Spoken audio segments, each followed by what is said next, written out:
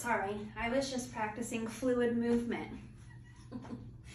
All right, so in this little sequel, we're going to talk, like I said, about fluid movement. And up here we have our water, and they're doing a fluid movement. They're very passionate and adamant about this movement. And we're going to support their movement, okay?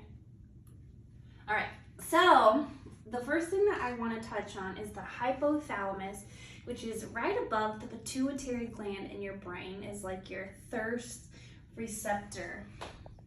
And we'll get into this here in a bit, but for now I just want to touch on that the hypothalamus is like your thirst sensor, and it will sense several different things within the body, and then it kind of kick starts other processes, but again, we'll get into that later. So just know hypothalamus, thirst mechanism.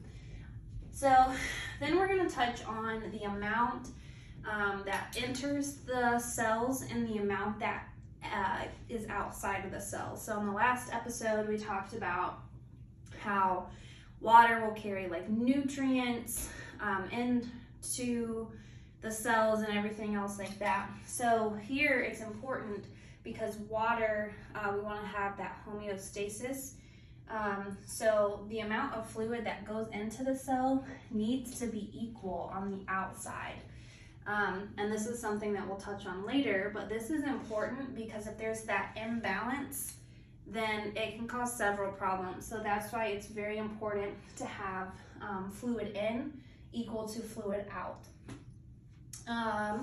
We can get fluids into the body through foods and fluids like water, coffee, tomatoes, watermelon, just foods and fluids.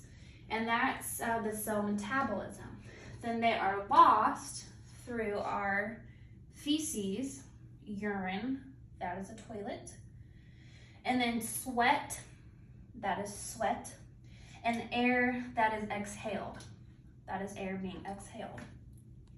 So a big takeaway is just to remember that the hypothalamus is your thirst mechanisms.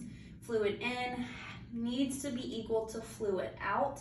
There are many fluids and foods to get that water and fluid into the body, and it's lost through your feces, urine, sweat, and air exhalation.